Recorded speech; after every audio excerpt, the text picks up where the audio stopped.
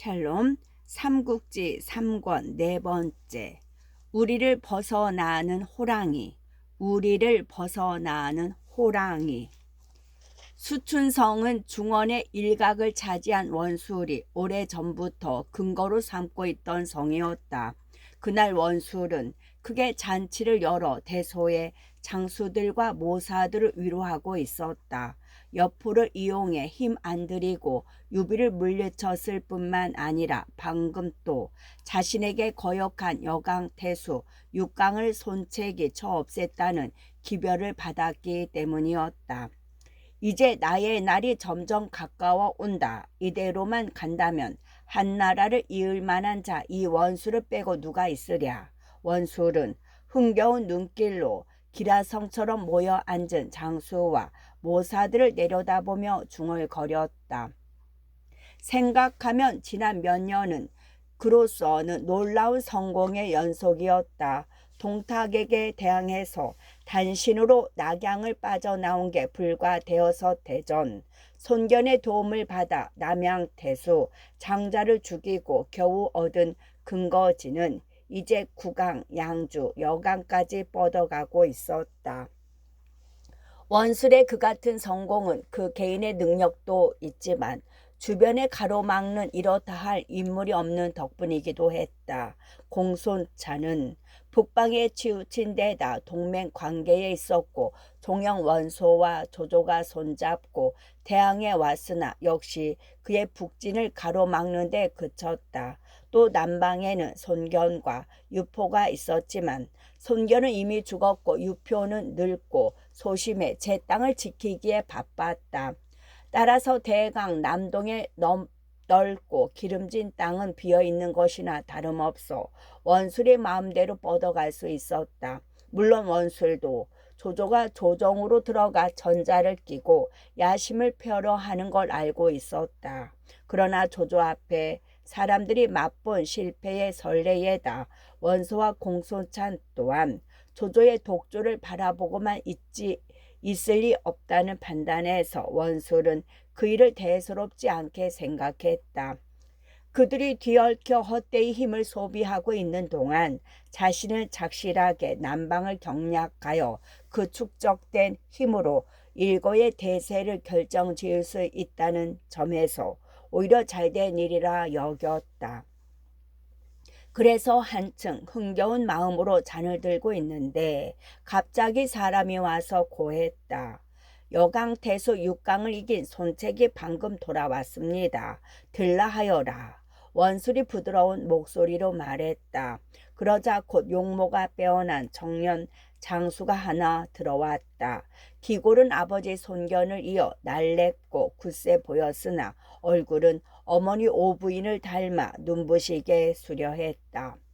오, 네가 왔느냐? 잘 싸웠다. 네가 곁에 있으니 전하에 두려울 게 무엇이랴. 원수는 그렇게 송책의 공을 지하하고 지난 싸움의 수고로움을 어루어 준 뒤 자기 곁에 앉게 했다. 마치 사랑스러운 자식 대하듯 하는 태도였다. 손책은 공손히 원술 곁에 앉았으나 그 훤한 미간에는 알듯 말듯한 한 가닥 수심이 어렸다. 원래 손책은 아버지 손견이 죽은 뒤 강남에 자리를 잡았다. 사람됨이 활달하고 우스갯소리를 잘하였으나 한편으로는 어진이를 예로 대우할 줄 알고 사람을 잘 부려 한때 많은 백성들이 그를 따랐다. 그때는 서주목 도겸이 살아있을 때였는데 도겸은 그런 손책을 아주 싫어했다. 강회 지방의 많은 사람들이 손책을 그 이름보다는 손낭이라는 애칭으로 부르며 한번 만나기만 하면 마음을 다해 따르고 또 그를 위해 죽는 걸 즐거움으로 여기기까지 하니 멀지 않은 서주의 도겸으로서는 걱정되지 않을 수가 없었다. 거기다가 그 아비 손견의 기반이 있고 손책의 야심 또한 만만치 않아 보이자 절로 손책을 7-90말 찾게 되었다. 이에 위협을 느낀 손책은 단양 태수로 있던 외삼촌 오경에게 의지하여 고가로 어머니와 아우들을 옮기고 자신은 여범 등과 함께 원술에게로 갔다. 원술은 한번 손책을 보자 몹시 사랑하여 전일 그 아비 손견이 다스리던 곳을 그에게 돌려주었다. 그리고 항시 말하기를 내가 너 같은 아들이 있다면 지금 죽은들 무슨 한이 있겠느냐 하였다. 한 번은 이런 일이 있었다. 손책의 수하가 죄를 짓고 영술의 영체로 숨어들었다. 원술은 아무것도 모르고 그 군사를 받아들여 가까이 두고 부렸는데 손책은 기어이 사람을 시켜 그 군사를 죽여버린 뒤에야 원술에게 잘못을 빌었다. 자신이 가까이 두고 부리던 자를 함부로 죽였으니 성낼 만도 하였으나 원술은 그 죄를 묻지 않았다. 남의 병사되어 윗사람을 저버리는 것은 모두가 미워하는 짓이다. 너는 마땅히 죽여야 할 자를 죽였는데 새삼 내게 빌 것이 무엇이냐. 그렇게 말하며 오히려 손책이 상벌의 분명함을 칭찬하자 그로부터 손책의 군사들은 손책을 두려워하게 되었다. 이때 태보 마일제가 원술의 진중에 있었는데 역시 손책을 기이하게 여겼다. 조정의 표문을 올려 그 재주와 무예를 알리니 천자는 손책을 해위 교유로 삼았다. 원술이 여강태소 6강을 치게 된 것은 유비와의 싸움에 앞서 쌀 3만 석을 6강에게 정했다가 거절당한 때문이었다. 노완 원술은 손책을 보내 6강을 꾸짖게 하였으나 6강은 손책을 만나 주지도 않고 겨우 주부 한 사람을 보내 대접게 했다. 이에 원술은 무시당한 일에 원한을 품은 손책을 보내 6강을 치게 하였는데 그때 덧붙여 약속했다. 만일 네가 6강을 죽이면 너로 하여금 그가 다스렸던 땅에 임자가 되게 하겠다. 손책이 힘을 다해 싸워야 할 더 큰 이유를 만들어준 셈으로 이제 과연 손책은 그 6강을 이기고 돌아온 길이었다. 손책은 술자리가 닿도록 원술이 출전 때 한 그 약속을 여러 앞에서 밝혀주기를 내심 간절히 기다렸다. 그러나 원술은 종래 거기에 대해서 말이 없다가 술자리가 끝날 무렵에야 한마디로 그 약속을 뒤엎어 버렸다. 새로 얻은 예강에는 전부터 나를 위해 애써온 유훈을 태수로 보낼 것이니 모두 그리하라. 손책의 실망은 컸다. 거기다가 자신을 대하는 원술의 오만한 태도도 아버지 손견에 못지않게 자부심이 강한 손책을 괴롭혔다. 그 바람에 손책은 잔치가 끝나고 자신의 영체로 돌아온 뒤에도 울적함과 번민에 사로잡혀 잠을 이루지 못했다. 아버지가 전화를 떨쳐 울리던 영웅이셨건만 그 자식인 나는 겨우 원술 따위에게 이토록 업신여김을 당하는 신세로 떨어졌구나. 달빛 아래 뜰을 거닐면서 그런 생각에 빠져든 손책은 저도 몰래 비감에 젖어 목을 놓고 울었다. 그때 한 사람이 밖에서 들어오더니 소리내어 웃으며 물었다. 백부는 무슨 까닭으로 이러시는 거요? 백부는 손책의 자. 일찍이 존부께서 살아 계실 때도 내게 많은 것을 물으셨거늘 그대는 어찌 내게 물으려 않고 울고만 계시오. 손책이 놀라 보니 단양 고장 사람 주치였다. 주치는 자를 굴리라 하였는데 손견이 살아있을 때 종사관을 지내 손책도 어려서부터 알던 사이였다. 손책은 급히 눈물을 닦고 그를 끌어 자리에 앉게 한 뒤 말했다. 이 책이 슬피 우는 것은 선친의 큰 뜻을 잊지 못하는 게 한스러운 까닭입니다. 만약 공께서 알고 있는 길이 있다면 어리석은 저를 깨우쳐 주십시오. 그대의 뜻이 그러하다면 어찌하여 원공로에게 군사를 빌려 강동으로 가지 않으시오. 외숙부인 오경을 구하러 간다는 걸 핑계로 삼되 실제는 큰일을 도모할 수도 있거늘 무엇 때문에 남의 아랫사람으로 오래도록 고단하게 지낸단 말이오. 시원스럽기 짝이 없는 주치의 반문이었다. 이에 손책도 정신을 가다듬고 그 세세한 계책을 묻고 있는데 다시 한 사람이 뛰어들며 말했다. 그대들이 꾀하는 일은 내가 이미 다 알고 있소. 나도 뜻을 함께하고 싶으니 어리석다 물리치지 마시오. 내게는 날랜 장사 100여 명이 있어 백부에게는 한 팔의 힘이 될 수 있을 것이요. 손책이 다시 놀란 눈으로 그 사람을 살피니 다름 아닌 여범이었다. 여남 세양 땅 사람으로 손책과 함께 원술에게 투신하여 지금은 그의 모사로 있었다. 손책은 크게 기뻐하며 여범도 자리에 앉게 하고 주치와 하던 의논을 계속했다. 그대들이 꽤는 그럴듯하오만 원 공로가 군사를 빌려주지 않을까 걱정이오. 자리에 앉은 여범이 문득 그렇게 말했다. 손책이 잠깐 생각에 잠겼다가 결연히 입을 열었다. 내게는 돌아가신 부친께서 물려주신 전국 옷세가 있어.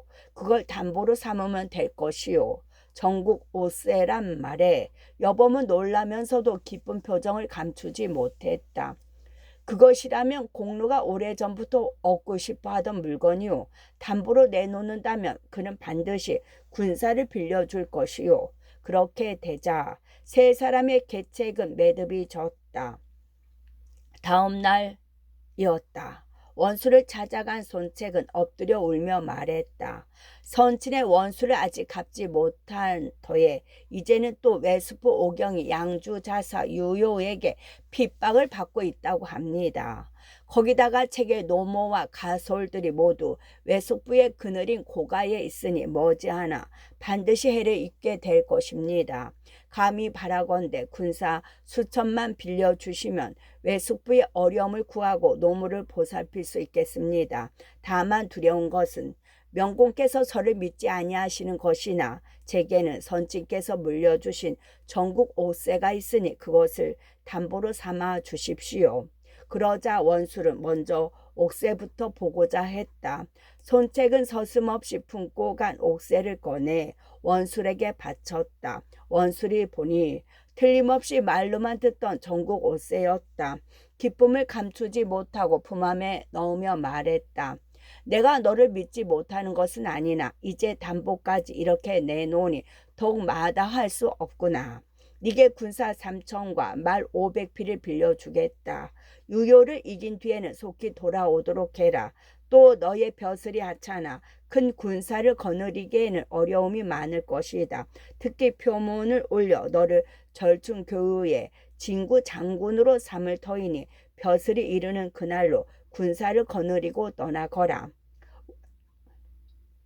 원술은 혹시라도 손책의 마음이 변할까봐 두려운지 정하지 않은 것까지 한박 들어준 뒤 떠나기를 재촉했다.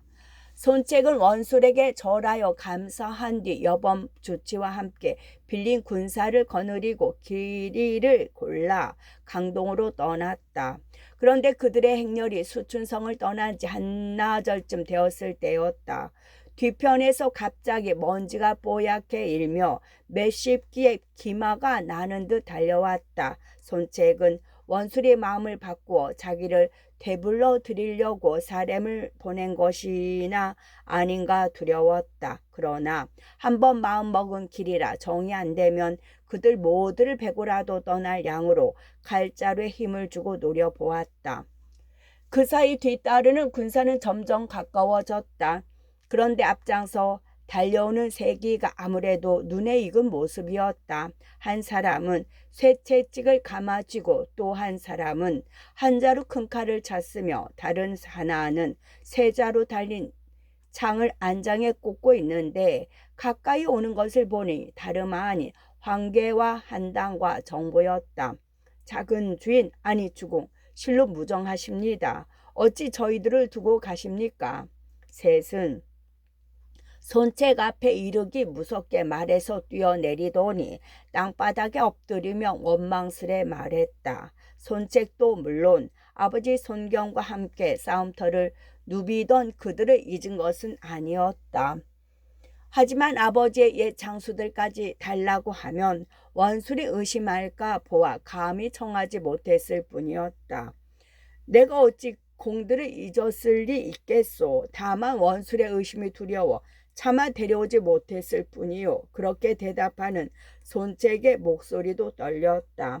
그들 셋을 보니 문득 죽은 아버지 손견의 모습이 떠오른 까닭이었다.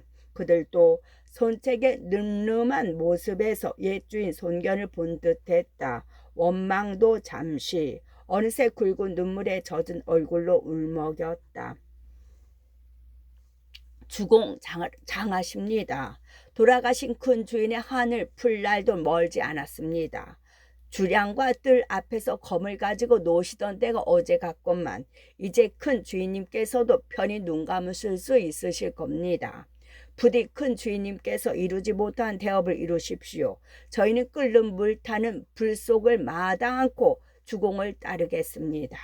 그 같은 말을 들으니 손책의 굳고 매서운 가슴속도 새삼스레 슬픔과 감개로 젖어왔다. 이에 그들 넷은 한바탕 얼싸안고 운 뒤에야 행렬을 수습해 길을 떠났다. 그로부터 며칠 뒤였다. 군마가 역양 땅에 이르렀을 무렵 손책은 다시 한때의 군사와 마주쳤다. 처음에는 경계하여 맞지 않았으나 가까워지자 역시 앞선 장수의 모습이 어딘가 낯익었다. 부드럽고 날랜 몸매에 잘생긴 얼굴, 헤어져 보낸 몇 년 동안 더욱 굳세고 어른스러워지기는 했지만 그는 틀림없이 옛 친구 주유였다. 주유는 여강서성 사람으로 자를 공군이라 했다. 중조부 영은 장제, 화제 때 상서령을 지냈고 중조부, 종숙부가 나란히 태위 벼슬을 했으며 그 앞이 이도 낙양령에 오른 세가의 자제였다. 주유와 손책이 만난 것은 나이 16, 손견이 의병을 일으켜 동탁을 치러 떠나게 되었을 때였다. 그때 손견은 아내와 아들들을 서성에避난시켰는데 손책도 함께 그리로 가 주유를 만나게 되었다. 비록 16의 나이였지만 둘은 만나자마자 한눈에 서로의 비범함을 알아보고 남다른 징교가 이루어졌다. 주유가 자신의 저택 하나를 비워 손책에게 내주고 그 어머니를 절하여 뱀으로써 둘은 형제의 의까지 맺었다. 나이가 동갑이었으나 손책이 생일이 2달 빨라 형이 되었다. 그 뒤 손견이 죽고 손책이 원술에게 의지해 떠나자 둘은 헤어졌다. 주유 또한 단양 태수가 된 종수 주상을 따라 서성을 떠났다. 그러다가 이제 손책이 다시 강동으로 돌아간다는 말을 듣고 수하의 군마 약간을 수습해 달려오는 길이었다. 아니 이건 공군이 아닌가? 여기는 어떻게 왔는가? 말에서 내려 굴레를 올리는 주유를 보고 손책이 기쁨을 감추지 못하며 물었다. 주유가 번쩍이는 눈을 들어 손책을 올려보며 씩씩하게 대답했다. 형님께서 강동으로 돌아가신다기에 급히 달려왔습니다. 개나 말의 힘이라도 보태어 큰일을 함께 도모해보고 싶습니다. 고맙네. 공군이 함께 가준다면 반드시 큰일을 성취할 수 있을 것이네. 손책이 감격한 목소리로 그렇게 말했다. 그리고 주치와 여범 및 3명의 옛 장수를 불러 주유를 보게 했다. 이 사람은 주유라 하는데 강동의 준재요. 나와는 오래된 벗으로 내가 몇 달 먼저 난 덕에 형이 되었으나 여러 가지로 내가 오히려 미치지 못하는 점이 많소. 이렇게 되자 손책의 세령은 한층 불어났다. 잠시 군사를 멈추고 술을 내어 의기를 돋우는데 문득 주유가 물었다. 형님께서 큰일을 이루려 하신다면 역시 강동의 2 장씨를 알고 계시는지요? 2 장씨라니? 누구를 말하는가? 손책이 처음 듣는 말이라 궁금한 듯 되물었다. 주유가 목소리를 가다듬어 대답했다. 하나는 팽성에 사는 장소란 사람으로 자를 자포라 하고 또 하나는 광릉에 사는 장괭으로 자를 자강으로 쓰는 사람입니다. 둘 다 놀라운 재주를 가진 이나 지금 난리를 피해 그곳에 각기 숨어 지내고 있습니다. 형님께서는 어찌하여 그런 이들을 불러 쓰시지 않습니까? 공군이 말해주지 않았다면 전하의 현사를 모르고 지나칠 뻔했네. 고마우이. 손책은 그렇게 기뻐하며 당장 사람을 시켜 예물을 갖추고 장소와 장괭을 찾아보게 했다. 그러나 어찌 된 셈인지 그들은 모두 세상에 나오려 하지 않았다. 어진이를 모시는데 정성이 부족했다. 내가 스스로 가리라.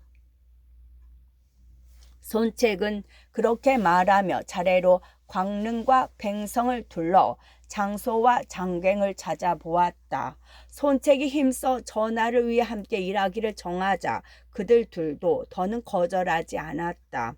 손책은 장소를 장사 겸 묵은 중랑장으로 삼고 장괭은 참모 정의 교유로 삼아 함께 유효를 칠 의논을 했다. 유효는 동네 모평 땅 사람으로 역시 한실의 종친이었다. 태위 유총의 조카요 연주 자사 유대의 아우인 그는 원래 양주 자사로 수춘에 자리 잡고 있었다. 그러다가 원술에게 수춘을 빼앗기는 바람에 강동으로 밀려 부득이 곡아를 엿보게 되었다. 그런데 이제 다시 손책이 군사를 이끌고 쳐들어온다는 말을 듣자 급히 사람들을 불러 의논했다. 부장 장령이 일어나 말했다. 제게 군사 약관을 주시어 우저에 둔치게 한다면 설령 손책이 100만의 대군을 이끌고 온다 해도 감히 접근하지 못하게 하겠습니다. 그때 장령의 말을 이어 한 장수가 일어나 소리쳤다. 그 선봉은 제가 맡겠습니다.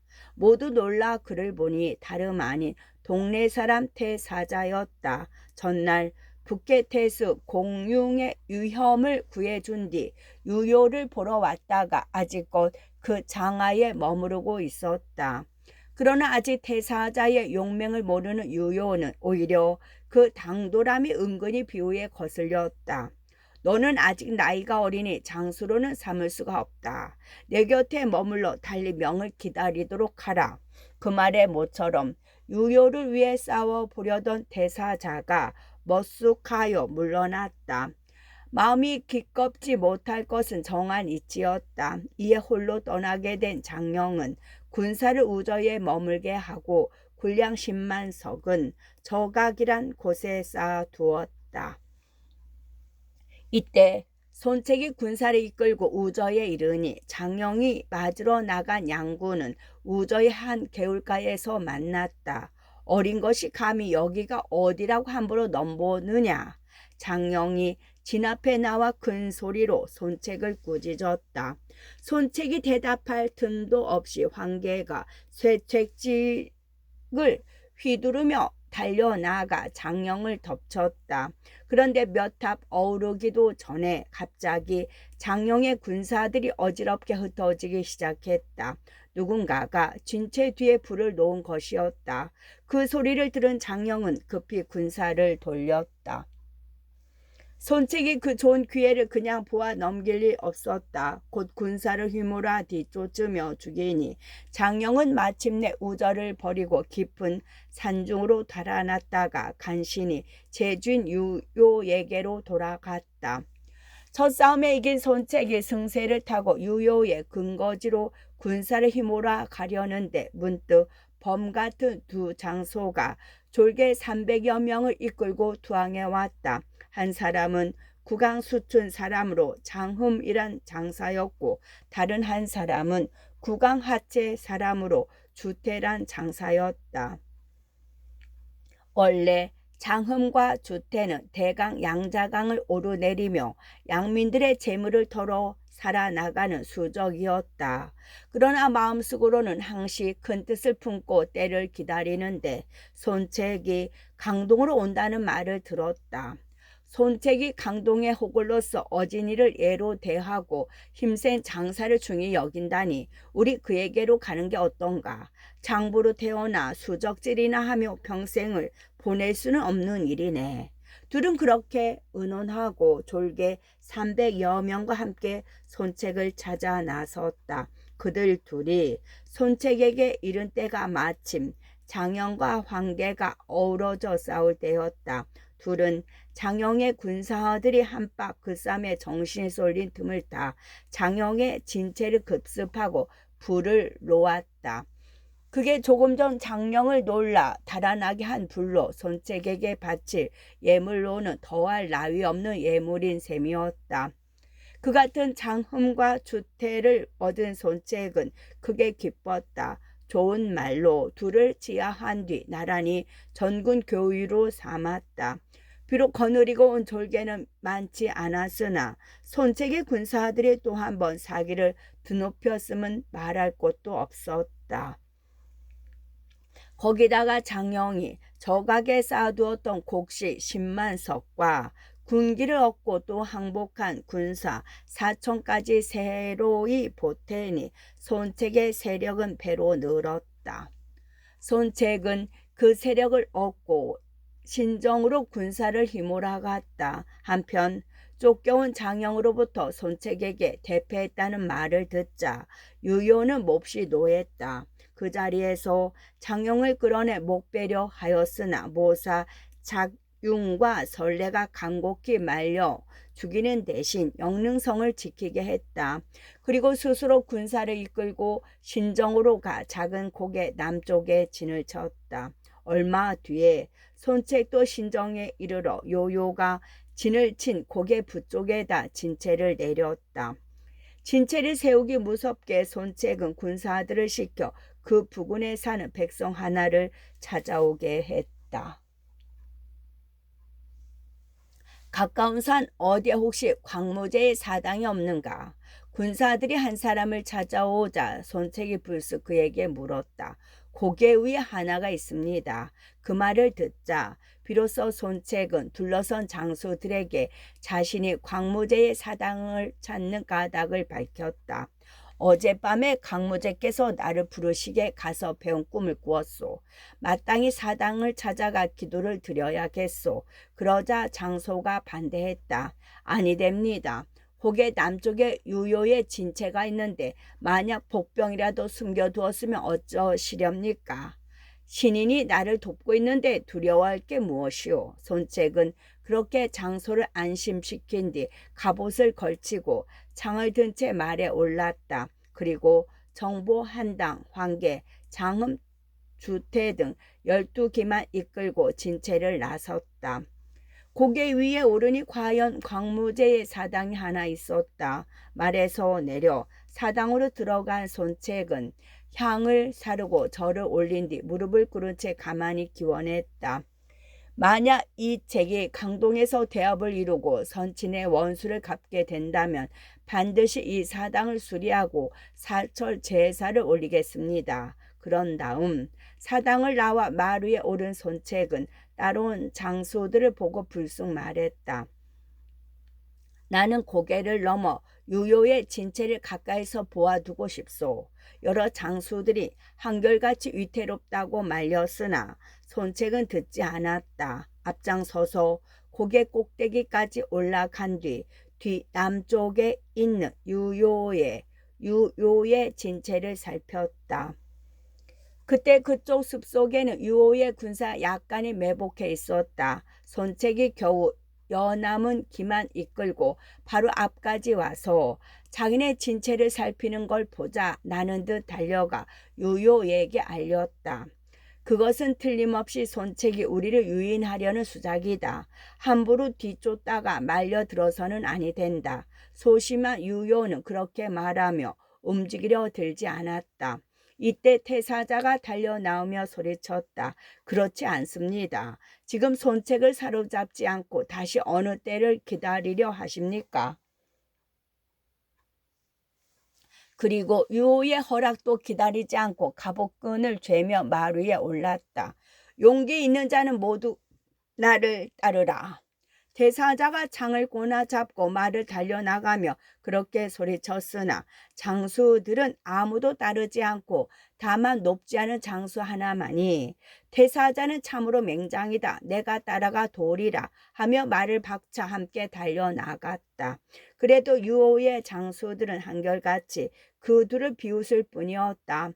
대사자가 꼭대기에 이른 것은 이미 유효의 진체를 살필 때로 살핀 손책이 말머리를 돌려 자신의 진체로 돌아가려는 때였다.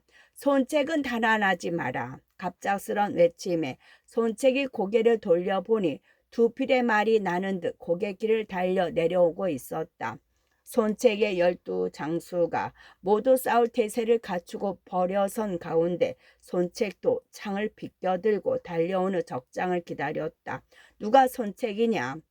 달려온 대사자가 다시 소리쳐 물었다. 손책이 나서서 그 말을 받았다. 도대체 너는 누구냐? 나는 동네의 대사자다. 특히 손책을 잡으러 왔다. 손책의 12장수는 안중에도 없는 듯 대사자가 씩씩하게 말했다. 손책도 지지 않았다. 내가 바로 손책이다. 나를 잡으러 왔다니 너희 둘이 한꺼번에 덤벼보아라. 하나도 두렵지 않다. 만약 내가 네 놈들을 겁낸다면 천하의 손백부가 아니다. 너희야말로 한꺼번에 덤벼라. 나 또한 조금도 두렵지 않다. 대사자는 그렇게 응수하며 바로 창을 내밀어 손책을 찔러갔다. 손책도 창을 들어 그런 대사자를 맞았다. 누가 끼어들고 자시고 할 틈도 없는 접전이었다. 수만 황건적의 포위를 혼자서 뚫고 유비에게 구원을 정하러 간 적이 있는 대사자였으나 손책 또한 만만치 않았다. 동탁까지 떨게 한 아버지 손견에게서 어려서부터 익혀온 무예에다 손견이 죽은 뒤에는 더욱 힘들여 연마한 터라 가히 신기라 할 만했다. 그런 두 사람이 아울러 어울린 만큼 싸움은 신합에 이르러도 끝이 날 줄 몰랐다. 하나가 찌르면 하나가 피하고 이쪽이 후리면 저쪽이 맞았다. 정부나 황계, 한당 같은 장수들이 모두 무예가 서툰 사람들이 아니었지만 속으로 한결같이 그들 둘의 기막힌 솜씨에 혀를 내둘렀다. 그러다가 먼저 싸움의 변화가 오게 한 쪽은 대사자였다. 대사자는 손책의 창 쓰는 법에 작은 틈도 없는 걸 보고 속임수를 쓰기로 마음먹었다. 한참을 싸우다가 힘에 붙인 척 달아나니 손책이 더욱 기세를 올려 뒤따랐다. 대사자는 온 길로 달아나 고개 위로 오르지 않고 고개 뒤로 말을 몰았다. 손책이 뒤따르며 소리쳤다. 어디를 가느냐? 꼴사납게 달아나지 마라. 그러나 대사자는 여전히 달아나며 속으로 헤아렸다. 저쪽에는 12이나 따르는 자들이 있고 나는 하나이니 설령 내가 저를 사로잡는다 해도 저 떼거리에게 빼앗기고 말 것이다. 한 마장쯤 더 유인해 떼거리를 모두 따돌린 후 으슥한 곳에서 손을 써야겠다. 그러고는 한편 싸우며 한편 달아나기를 거듭했다.